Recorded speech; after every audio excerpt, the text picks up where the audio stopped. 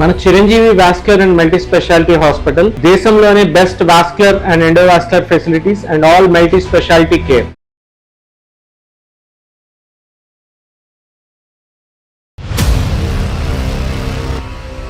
నేను పిల్లల్ని స్కూల్కి తీసుకెళ్తున్నప్పుడు ఆ స్కూల్ టీచర్తో ఒక పొరపాటు జరిగింది మేడం.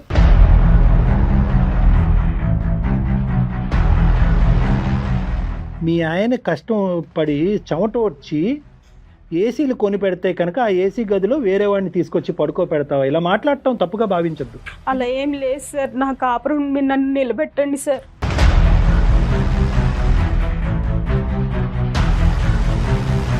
అతనితో ఎక్కడి దాకా ప్రయాణం చేయాలో అక్కడి దాకా నువ్వు ప్రయాణం ట్రావెల్ చేసేసి ఇద్దరు పిల్లల తల్లివై ఉండి అతను డబ్బులు ఇవ్వలేదు, నీ దగ్గర డబ్బులు తీసుకుని ఎగ్గొట్టినాక అప్పుడు అతను నిజమైన ప్రేమ కాదని అర్థమైందా తల్లి నీకు?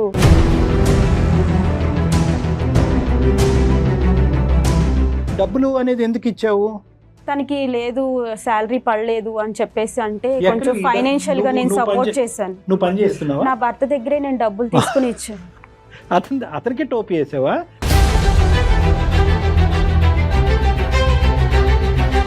తను మేము వీడియో కాల్ మాట్లాడుకుంది, మాకు తెలియకుండానే ఆటోమేటిక్ రికార్డింగ్ అయిపోయింది. అవన్నీ ఆయన దగ్గర ఉంటే మా నాన్నగారిని పిలిచి మాట్లాడిపిచ్చి మరీ తీసుకుని వెళ్ళిపోమని చెప్పన్నారు.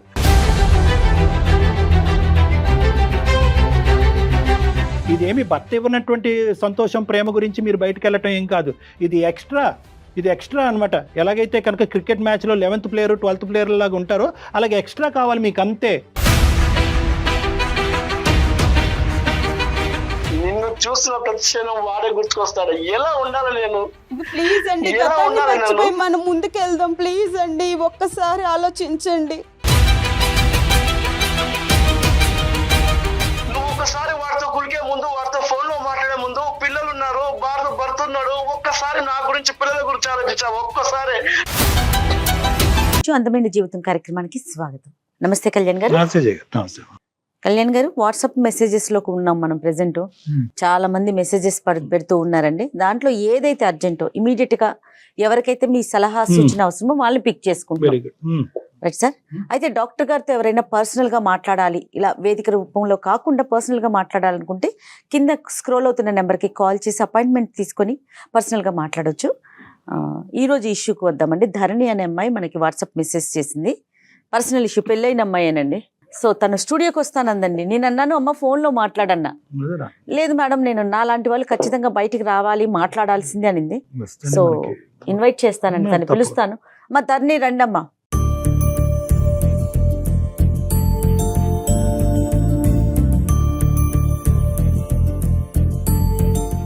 చెప్పమ్మా, ఎక్కడి నుంచి వచ్చారు, ఏంటి? నేను మంగళగిరి నుంచి వచ్చానండి. నా పేరు ధరణి. మా పెళ్లి జరిగి 10 సంవత్సరాలు అవుతుంది. నాకు 2 బాబులు. ఒక బాబు 7 years, ఒక బాబు 6 years అండి. ఏం చదువుకున్నావు తల్లి నువ్వు? డిగ్రీ వరకు చదివాను మేడం. ఇంట్లో చూసిన సంబంధమేనా? అరేంజ్డ్ మ్యారేజే చేశారు మాకు. మా హస్బెండ్ గవర్నమెంట్ ఎంప్లాయ్ అండి. ఏం జరిగిందంటే, నేను పిల్లల్ని స్కూల్కి తీసుకెళ్తున్నప్పుడు ఆ స్కూల్ టీచర్తో ఒక పొరపాటు జరిగింది మేడం. ఆయనతో నా పరిచయాన్ని నేను ప్రేమ అనుకుని గుడ్డిగా నమ్మాను మేడం. ఎన్ని సంవత్సరాల పరిచయం అమ్మా? నాకు అతను 6 నెలలుగా పరిచయం మేడం. నా భర్తకు తెలియకుండా ఫోన్స్ చేయడము, వీడియో కాల్స్ చేయడము, మెసేజెస్ పెట్టడము, లంచ్ బ్రేక్లో అతన్ని భోజనం కూడా చేయనీయకుండా ఓవర్ టాకింగ్ చేసి అతన్ని నిద్రపోనీయకుండా అంతా మొత్తం నేనే చేస్తాను మేడం. తను కూడా అలాగే రియాక్ట్ అవ్వడం చూసి అదే ప్రేమ అని నేను నమ్మాను మేడం. నా భర్త ఏదీ లేదనకుండా అన్నీ సమకూర్చినా కూడా నా మనసు మాత్రం ఆయన్నే కోరుకునేది మేడం. ఆ మాస్టర్ గారిని చూడకుండా నేను ఉండలేని పరిస్థితిలో మా ఆయనకి ఏదో ఒక కారణం చెప్పి నా పిల్లల కోసం ఏదో ఒకటి తెమ్మని మా అమ్మ వాళ్ళ ఇంటికి పంపించాను మేడం. ఆ వంకతోటే మాస్టర్ గారిని ఇంటికి పిలిపించుకొని ఇద్దరం కలిసి తప్పు చేశాం మేడం.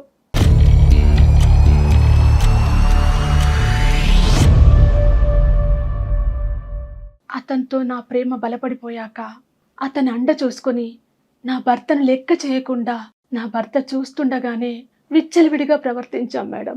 చాలా బాధ పెట్టాను.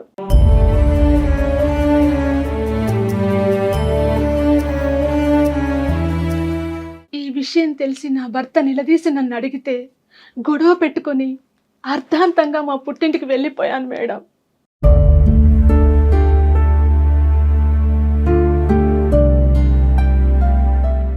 నన్ను మోసం చేసి నా దగ్గర 4 లక్షల రూపాయలు తీసుకొని నా నంబర్ బ్లాక్ లిస్ట్లో పెట్టాడు మేడం. పైగా ఉద్యోగానికి ట్రాన్స్ఫర్ వేయించుకొని 100 కిలోమీటర్ల దూరంలోకి వెళ్ళిపోయాడు మేడం.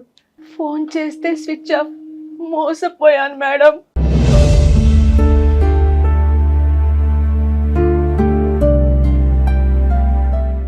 ఏంటి ఒక నెలల పరిచయంతోనే అతనితో ఎక్కడి దాకా ప్రయాణం చేయాలో అక్కడి దాకా నువ్వు ప్రయాణం ట్రావెల్ చేసేసి 2 పిల్లల తల్లివై ఉండి అతను డబ్బులు ఇవ్వలేదు, నీ దగ్గర డబ్బులు తీసుకుని ఎగ్గొట్టినాక అప్పుడు అతను నిజమైన ప్రేమ కాదని అర్థమైందా తల్లి నీకు?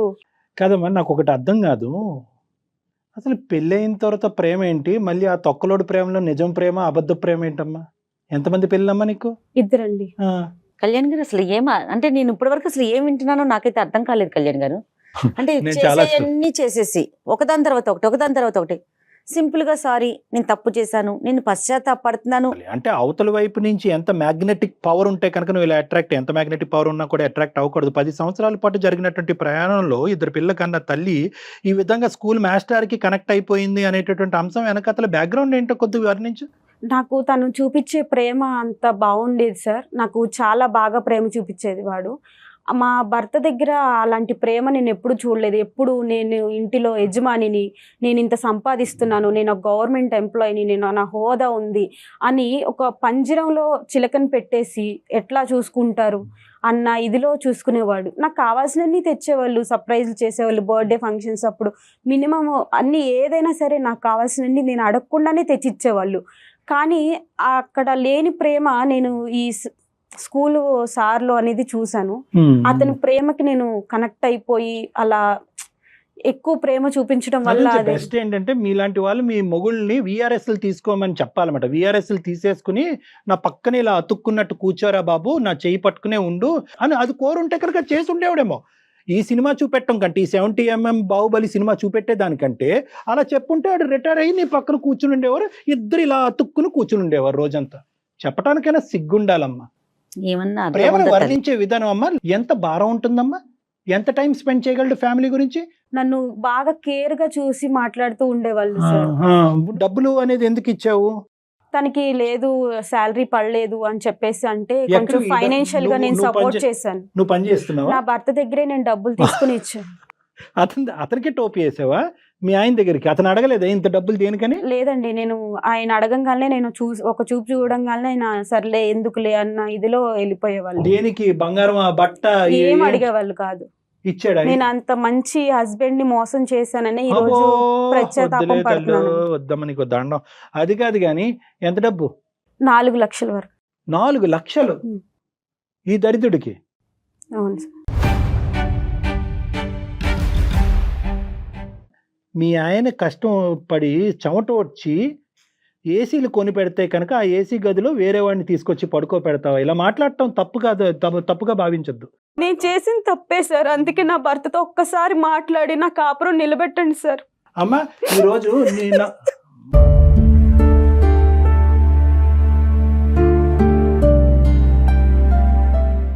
తప్పు ఒప్పుకోవడానికి వచ్చాను సార్, దయచేసి నా కాపురం నిలబెట్టండి సార్. మేడం అమ్మా అవన్నీ చేద్దాంలే, కాపురం నిలబెట్టక మేమేం చేయగలం కానీ పిల్లలు ఎక్కడున్నారమ్మా? అది చాలా తప్పుగా అడుగుతున్నా, ఏమనుకోవద్దు. మీరు ఈ ఇంట్లోనే ఉన్నాం సార్. మా నాన్నగారిని పిలిపించి కూడా అతను మాట్లాడి మెసేజ్లు అవన్నీ కూడా కలెక్ట్ చేసుకుని పెట్టుకున్నారు. ఎవరు? మా హస్బెండ్. ఎవిడెన్స్లు ఉన్నాయి ఆయన దగ్గర.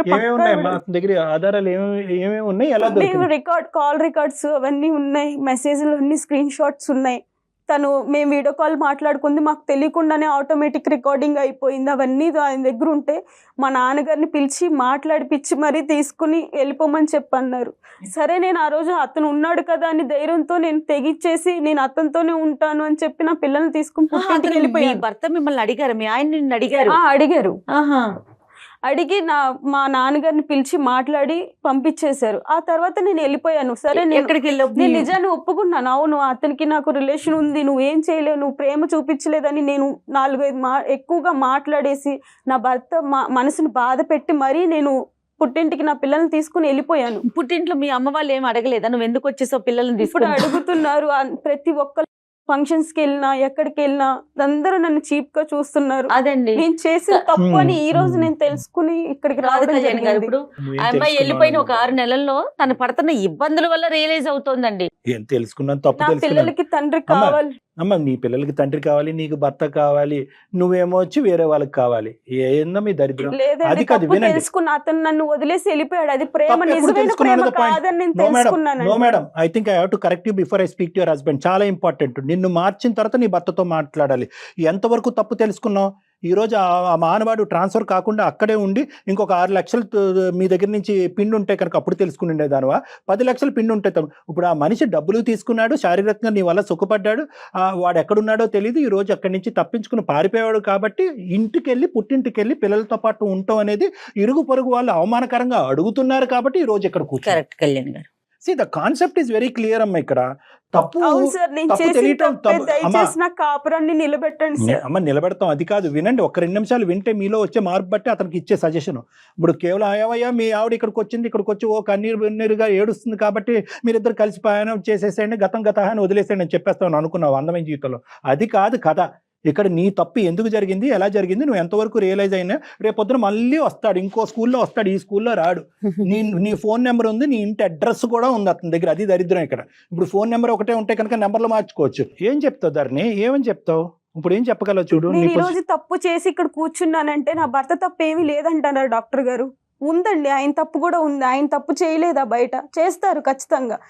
ఆయన మనకు నగలు కొనిపించారు, 1,50,000 జీతం, గవర్నమెంట్ ఎంప్లాయ్ అనేది కాదు. ప్రేమ అనేది ఉండాలి కదండి. ఆ ప్రేమ లేదు, అతన్ని నన్ను సరిగ్గా పట్టించుకోకపోవడం. ఎన్నిసార్లు అడిగావమ్మా ధరణి, నాకు ప్రేమ లభించట్లేదు, నీ బంగారం వద్దు, నీ బట్టలు వద్దు, ఇవేమి వద్దు, నువ్వు పక్కన కూర్చొని నన్ను ప్రేమిస్తే చాలు అనేది ఎన్నిసార్లు నీ భర్తకి చెప్పావు నువ్వు?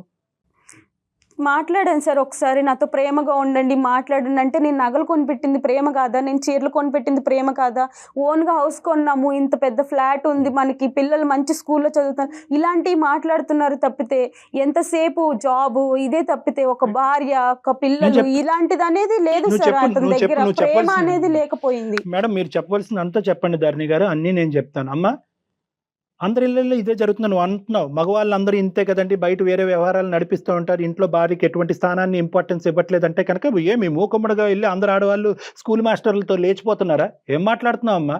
ఇదేమి భర్త ఇవ్వనటువంటి సంతోషం ప్రేమ గురించి మీరు బయటకు వెళ్ళటం ఏం కాదు.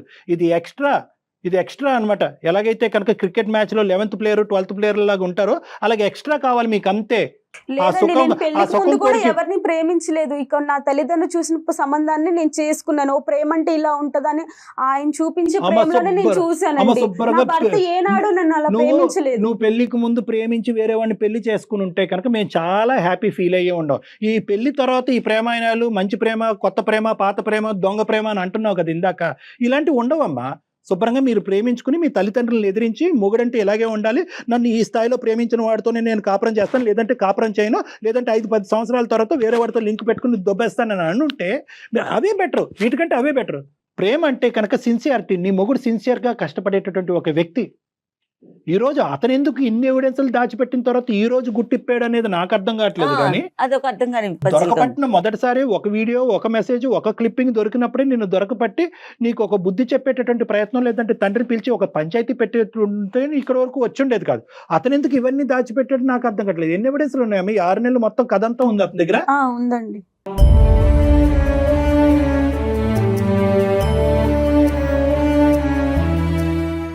మొత్తం మీరు చేసిన ప్రయాణం అంతా ఉంది. వీడియోలు, మెసేజ్లు, ఫోన్ కాల్స్ అన్ని ఉన్నాయి. నిన్నెప్పుడు అడిగాడు? ఇవన్నీ దొరికిన తర్వాత ఇప్పుడు 6 నెలల తర్వాత అడిగాడా? నిన్ను కూడా మొదట అడిగాడా? ఎన్నిసార్లు అడిగాడు? ఒకసారి అడిగారు, మా నాన్నగారిని పిలిచి మాట్లాడారు. ఇంకా అదే ఫైనల్. నాతో ఇంట్లో ఒకటి డిస్కషన్ జరిగింది. ఆ తర్వాత మా నాన్నగారికి ఫోన్ చేసి పిలిపించి మాట్లాడి పంపించడం జరిగింది సార్. ఇక్కడ మా హస్బెండ్ గారికి ఎప్పటి నుంచి కొంచెం ఎక్కడ తప్పు దొరికితే మనము ఎప్పుడు బ్లేమ్ చేద్దామా అనే కాన్సెప్ట్ లో ఉంటారు. విడిగా మిమ్మల్ని ఇంట్లో కూడా అంతే? ఇంట్లో కూడా అంతే మేడం.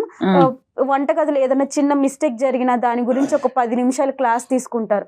అదే 10 నిమిషాలు నాతో ఆప్యాయంగా ప్రేమగా మాట్లాడితే బాగుండేది. ఈ రోజు నా జీవితం ఇలా అయ్యేది కాదు, నేను ఇలా బాధపడేదాన్ని కాదు, నా పిల్లలకి అన్యాయం జరిగేది కాదు, నాకు ఇలా జరిగేది కాదని నేను ఇప్పుడు ఫీల్ అవుతున్నాను.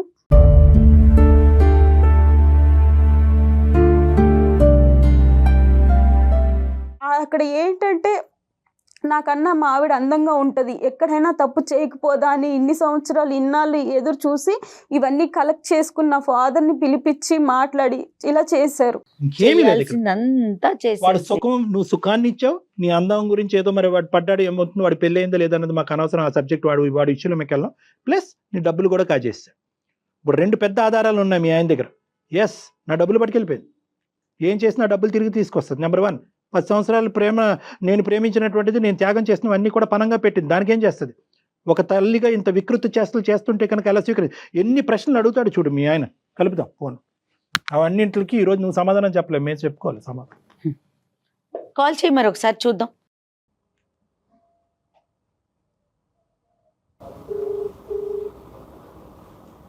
స్పీకర్.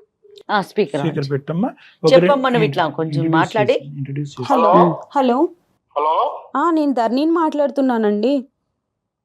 చెప్పే ఏంటో.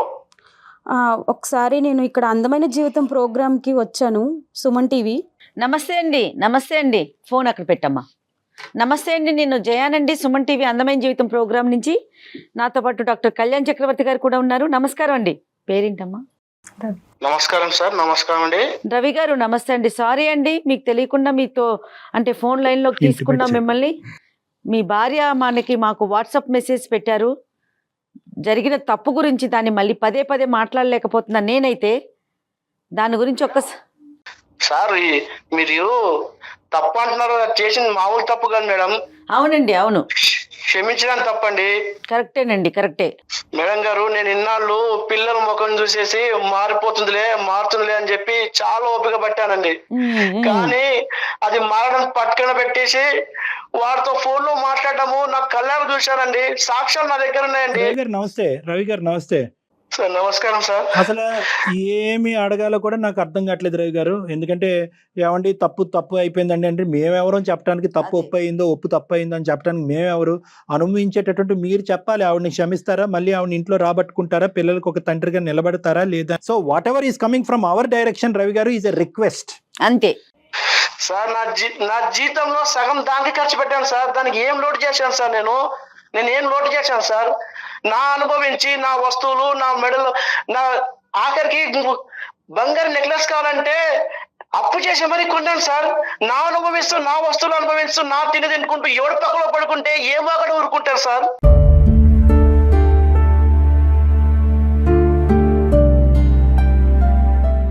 మీరు ఆలోచించండి సార్ ఒక్కసారి. సార్ నేను తట్టుకునే నా అంత శక్తి లేదు సార్.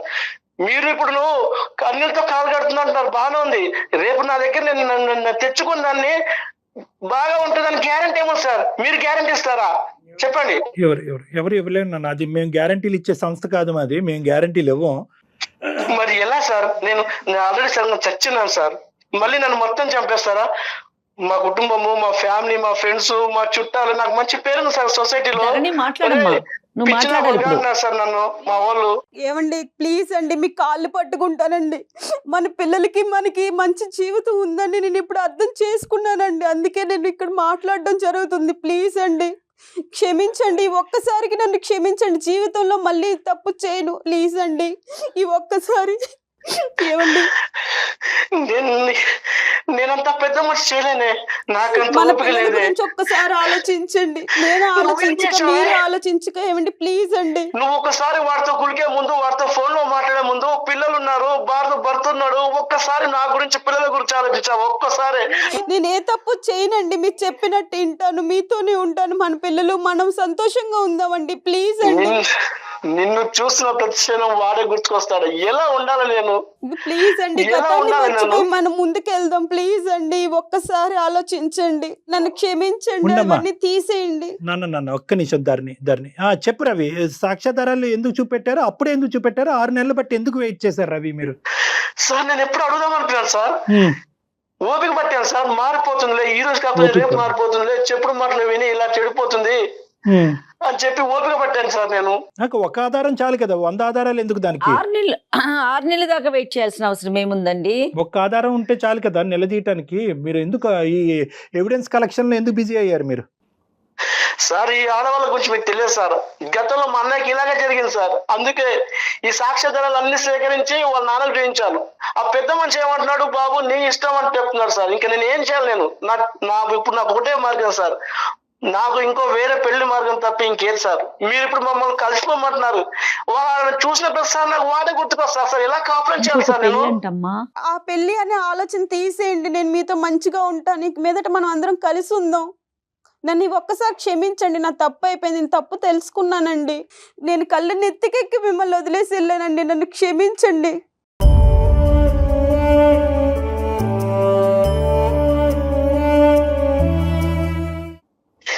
చూడదాన్ని నేను చచ్చిపోయి ఉన్నాను.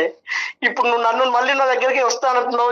నేను ఏ ముఖం పెట్టుకొని నిన్ను చూసిన ప్రదేశం అదే గుర్తుకొస్తుంది. నన్ను ఎలా ఉండమంటావు? లేదండి, గతాన్నంతా మర్చిపోయి మనం మన పిల్లలతో కలిసి ఉందాం అని అంటున్నాను కదండి. అర్థం చేసుకోండి. ధరణి ఒక్క నిమిషం ఉండమ్మా. నువ్వు ఎంత మర్చిపోవాలో అతను చెప్పక్కర్లేదు ఇప్పుడు, ఎందుకంటే అతను ఎంత మర్చిపోతారు. అతనికి చూడకూడదు అంతా చూశాడు. రవి, నేను ఒకే ఒక పాయింట్ చెప్తాను రవి. నేను ఇందాక చెప్పినట్టుగా మేము ఇక్కడ ఏ గ్యారంటీలు ఇవ్వలేం, ఓకే? కానీ ఒక వ్యక్తి ఇక్కడ వచ్చి కూర్చున్నప్పుడు, అంటే ఈ ఎరీనా వరకు వచ్చి ఈ ప్లాట్ఫామ్ మీద కూర్చుని తన తప్పులు ఒప్పుకుని తను చేసినటువంటి పాపం పని ఏంటి అనేది పూర్తి స్థాయిలో రియలైజ్ అయ్యి, నేను ఒక ఇద్దరు పిల్లలకి తల్లిని అనేటటువంటి అంశాన్ని కూడా మర్చిపోయి అమ్మాయి ఇంతకుముందు విచ్చలవిడిగా ప్రవర్తించింది, అదంతా రియలైజ్ అయ్యి ఇక్కడ కూర్చుంది. ఆవిడకి తగలవలసినటువంటి పనిష్మెంటు, తగలవలసినటువంటి దెబ్బ రెండు దిక్కుల నుంచి తగ్గింది.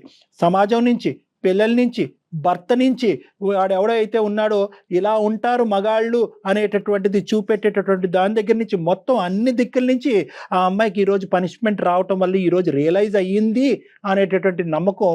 యాజ్ ఏ సైకియాట్రిస్ట్, ఒక 25 years ఎక్స్పీరియన్స్ ఉన్న ఒక మానసిక వైద్య నిపుణుడిగా నాకు ఒక అర్థం అవుతుంది ఆ అమ్మాయిని ఇక్కడ కూర్చున్న తర్వాత. సో నిన్నేంటంటే నేను బ్లైండ్గా నమ్మేసి ముందుకు వచ్చేసి అని నేను చెప్పను.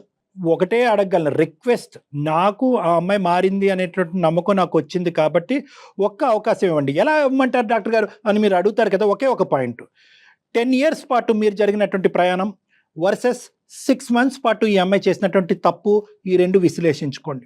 డబ్బులు, సుఖాలు, సంతోషాలు లభిస్తున్నాయి కానీ ఆ అమ్మాయి తన మానసికంగా లోపల డిఫైన్ చేసుకున్నటువంటి ప్రేమకి నిర్వచనం మీ దగ్గర నుంచి అది దొరకలేదు. దాని గురించి మనం తర్వాత కూడా మాట్లాడుకోవాలి ఒకసారి.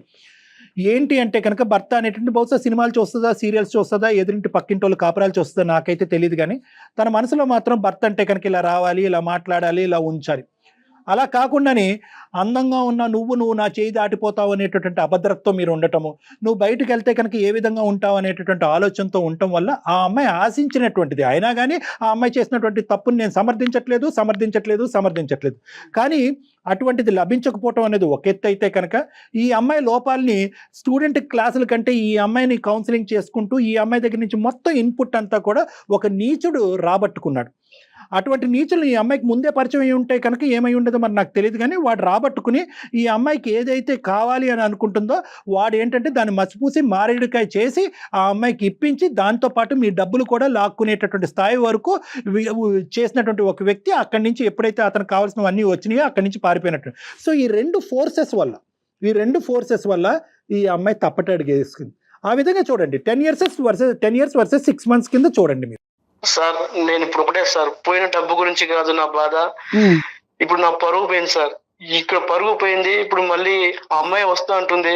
మరి ఎలా సార్? ఇప్పుడు నన్ను ఏం చేయమంటారు సార్? మీరు చెప్పండి సార్, మీరే. ఒకే ఒక అంశం, ఆ అమ్మాయి రియలైజ్ అయ్యింది, నిక్కచ్చగా ఈరోజు ఇక్కడ ముందు కూర్చుని తలదించుకుని బాధపడుతూ ఏడుస్తూ ఒక పబ్లిక్ ప్లాట్ఫామ్ మీద తన బాధను తీర్చుకునేటటువంటి ప్రయత్నం చేస్తుంది ఈరోజు. అది చాలదా అండి మీకు ఒక గ్యారంటీ? సార్ ఎందుకంటే మీ మాట, మీ టోన్ లో ఇప్పటికీ కూడా ఆ అమ్మాయి మీద ఒక ప్రేమ ఉందన్నట్టు అనిపిస్తుందండి. ఏమోనే, నేనేం చేయలేకపోతాను ఇప్పుడు. కాదు ఇది ఇప్పుడు వాళ్ళే నీకు న్యాయం చేయాలి ఇప్పుడు. ధరణి కాదు నాన్న, న్యాయం అనేటటువంటిది మీ పిల్లలకి చేయాలి నాన్న, మీ ఇద్దరికి కాదు. చూసారా, మనం అనుకుంటే పిల్లలు పుడతారు కానీ పిల్లలు అనుకుంటే మనం తల్లిదండ్రులుగా రాము. అదే ఇక్కడ ఉన్న దరిద్రం. ఇప్పుడు ఆ పిల్లలు ఇప్పుడు నాశనం అవుతారు. ఇప్పుడు ఇప్పుడు మీరేమనుకుంటున్నారు, నా భార్య తప్పు చేసింది కాబట్టి నేను వెళ్తాను, ఇంకో పెళ్లి చేసుకుంటానని మీరు అంటున్నారు. ఆ అమ్మాయి ఏమొచ్చి విచ్చలవిడిగా తిరిగినప్పుడు పిల్లలు గుర్తుకు రాలేదు, కాపురం గుర్తు రాలేదు, భర్త గుర్తుకు రాలేదు. ఇప్పుడు సడన్ గా వచ్చి ఏమండి మనకు పిల్లలు ఉన్నానండి, మన నలుగురు ఉందాం అంటున్నారు. ఏంది పిచ్చుకోవాల? ఎటు పాల్పోయిన సందిగ్ధంలో ఉన్నాను సార్. ఇప్పుడు చెప్పనా? నాకు ఏం నేను అర్థం చెప్పనా? కావట్లేదు, చెప్పండి సార్ మీరే. కేవలం 1 గంట పాటు మనం ఫోన్ కాల్లో మాట్లాడేసుకున్నాం, ఆవిడ ఇక్కడ ఏడ్చేసి మీ కాళ్ళు కన్నీళ్ళతో కడిగేస్తుంది కాబట్టి బాబు రవి నువ్వు వచ్చేసి ఆవిడతో కాపురం చేయని చెప్పి నేను చెప్పను. అందు గురించి ఇందాకటి నుంచి నేను మిమ్మల్ని బతిమాలట్లేదు, అడుక్కోవట్లేదు, బాబు ఇది పిల్లల గురించి కాపురం, పెద్దవాళ్ళ గురించి కాపురం అని నేను చెప్పట్లేదు. ఇది కంప్లీట్గా మీ కోర్టులో ఉన్న బంతి. మీరు ఎలా ఆడితే అలా నడుస్తుంది. మీరు కావాలి అనుకుంటే ధరణి ఉంటుంది, నో అనుకుంటే నో. కానీ నేను ఈరోజు మీకు ఏం చెప్తున్నానంటే ఇది ఒక్క దెబ్బతో తెగేది కాదు. దయచేసి 1, 2, 3 సార్లు మీరిద్దరు నా దగ్గరికి రండి. ఎందుకంటే ఈరోజు కలిపి పంపించడం అనేది ఎంత ఇంపార్టెంటో రేపొద్దున ఈ అనుమానం, అవమానం, ప్రశ్నలు, కోపాలు, తాపాలు పిల్లలు ఎదుర్కొంటా కానీ మీ ఇద్దరు కానీ మళ్ళీ ఫ్యూచర్లో రాకూడదు. ఈ దెబ్బతో మొత్తం అంతా కట్ ఆఫ్ అయిపోవాలి ఇద్దరికి కూడా. సార్ నేను ఒకటే సార్, ఇన్నాళ్ళుగా అది ఇంటి నుంచి పోయింది, ఎక్కడ తిరిగిందో నాకు తెలియదు. కానీ ఇప్పుడు మీ ముందుకు వచ్చి ఇప్పుడు నన్ను మళ్ళీ ఇంటికి వస్తానంటుంది సార్. అది మారిందని నమ్మకం నాలో కలుగుతుంది. ఎందుకంటే మీరు మీ మాటలు వింటుంటే నాకు ఎక్కడో ఏదో ఒక ఆశ సార్. సంతోషం అండి, సంతోషం. సంసారం పైన చిన్న ఆశ కలుగుతుంది సార్. మీరు మాట్లాడుతున్నారు ఒకే ఒక ఆశ సార్, ఒకటే ఒక ఆశ. ఖచ్చితంగా అండి, ఖచ్చితంగా. ఒక పని చేయండి, ముందు పిల్లల్ని మీ అత్తగారింట్లోనే ఉంచి 1, 2, 3 రోజులు మీరు ఎక్కడికైనా బయటకు వెళ్ళి ఏదైనా మీకు ఇష్టమైన దైవాన్ని దర్శించుకొని తర్వాత కళ్యాణ్ గారిని కలవండి. ఆయనతో ఆయన అపాయింట్మెంట్ తీసుకొని ఒక 2, 3 సార్లు కలిసిన తరువాత చక్కగా మళ్ళీ కొత్త జీవితాన్ని స్టార్ట్ చేయండి. రవి గారు, ఇప్పుడు ఇది ఎవ్వరికీ తెలియదు. ఎందుకంటే ఇలాంటి అంశాలు ఎప్పుడైతే గుట్టు రట్టు అవుతుందో అప్పుడు కాస్త ఇది బిగించడం కానీ కలపటం చాలా కష్టం. ఇక్కడ ఎక్కడికి వెళ్ళలేదు. కేవలం ధరణి వాళ్ళ తండ్రి గారికి తెలుసు, మీ ఫ్యామిలీ మెంబర్స్ తెలుసు, దానికి మించి కుటుంబ సభ్యులు ఎవరికి తెలియదు. ఎవరికి తెలియదు, ఎట్టి పరిస్థితుల్లో తెలియదండి. చెప్పండి మేడం. దానికి ఆ ఇన్సూరెన్స్ మేము ఇస్తామండి. ధరణి అంటే తను ఫిజికల్ గా ఇక్కడ ఉన్నా కూడా తను కనిపించకుండా తగిన జాగ్రత్తలు మేము తీసుకుంటాము. పేరు కూడా తను నేను ఒరిజినల్ గా మాట్లాడేస్తాను అన్నా కూడా మేము సుమన్ టీవీ తరపున వద్దమ్మా అట్లా రాకూడదు, అది నీకు మంచిది కాదని చెప్పి తన పేరును కూడా మార్చాము. తన ఫేస్ కూడా క్లియర్ గా కనిపించకుండా అన్ని జాగ్రత్తలు తీసుకున్నామండి. అసలు ఆ విషయానికి మీరు ఎటువంటి సందేహం పడొద్దండి. ఈ డిస్కషన్ కూడా ఏదైతే ఉందో, ఏదున్నా మీరు ఆవిడని అడగవలసిన ప్రశ్నలు, ఆవిడ మిమ్మల్ని అడగవలసిన ప్రశ్నలు ఏదన్నా కూడా నా రూమ్ లోనే నడవనియండి 1, 2, 3 సార్లు. అప్పుడు ఏంటంటే అన్ని సమాధానాలకు ఒక మీడియేషన్ ఉంటుంది కాబట్టి గొడవలు కాస్త, భావోద్రేకాలు కాస్త ఇంకో స్థాయికి వెళ్లకుండా నిలవరించేటటువంటి వాళ్ళు అవుతాం. మీ భార్యను ఎప్పుడైతే మీరు సపోర్ట్ చేసుకుంటారో వేరే వాళ్ళు మీ బ్రెయిన్ లో వేరే విషబీజం నాటకుండా ఉంటారు. ఎందుకంటే రేపొద్దున నేను మారుస్తాను, ఆవిడని మారుస్తాను, మిమ్మల్ని ఇద్దరిని కలిపి పంపిస్తాను, ఏంటంటే నీ భార్య అలాగే ఉందా ఇంకోలా ఉందా అని ఎవరిని అడిగితే కనుక మళ్ళీ కథ మొదటికి వస్తుంది. కాబట్టి ఏంటంటే మీ కౌన్సిలింగ్ ఎంత ఇంపార్టెంటో వేరే వాళ్ళ నోర్లు మూయించడం కూడా అంతే ఇంపార్టెంట్. ఆ భాగం మీరు చూసుకోండి, మీ ఇద్దరు భాగం నేను చూసుకుంటాను. వేరే వాళ్ళంటే మీ పేరెంట్స్ ఏనండి, ఇంకెవరో ఉండరు. తను మనసు మార్చుకొని తను మారిందని ఒక్కసే సార్, ఆ ఒక్క మాట నాకు హ్యాపీగా, నాకు సంతోషం ఇస్తుంది సార్. ఆ నమ్మకం సార్.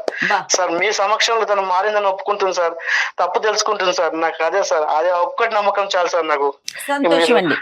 ఇది అయిపోయాక ఒకసారి మాట్లాడదామండి, డాక్టర్ గారిని కలుద్దురు గాని.